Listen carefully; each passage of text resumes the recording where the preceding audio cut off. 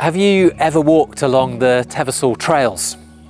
There are more than 5 miles of tracks that link Plesley, Teversal, Skegby and Sutton-in-Ashfield. And what's particularly interesting about this route is it's built on former railway lines that were originally used for transporting coal from the local collieries and for passenger and goods traffic in this part of our diocese. It may look like an ordinary country path, but along the way there are signs and indications of a different story, one that's not always apparent on the surface. Shortly after the events of Easter, of Jesus' death and resurrection, there's an account of 2 disciples walking along a road to Emmaus. The road from Jerusalem to Emmaus was about 7 miles, just a little longer than the length of these trails. As the disciples talked and discussed the events that had happened, Jesus himself came and walked along with them. Though Luke's account tells us that they were kept from recognizing him. And it's here where the story gets particularly interesting. As Jesus asked the disciples what they're talking about, they share the news of what had happened, of Jesus' arrest, his sentencing, his crucifixion, his death and seeming resurrection.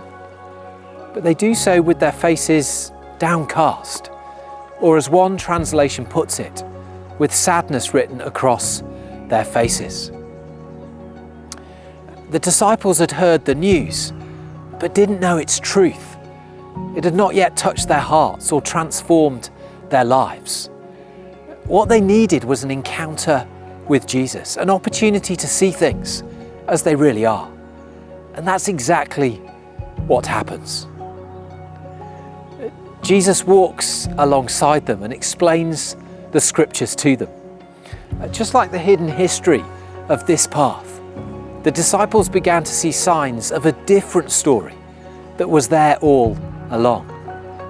As they arrive at their destination, they urge Jesus to stay with them and share a meal.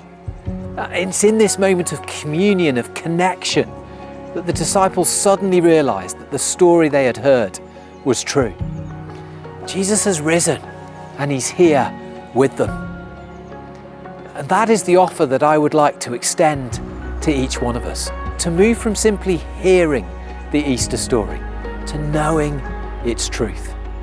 Jesus' invitation is a personal one, to join us on the journey, to walk with us, to show us the truth of his presence. No matter which road we're traveling or the journey we're on, whether we're feeling lost in life or have concerns or fear for the future, the risen Jesus is here, burning in our hearts, bringing a hope that never fails.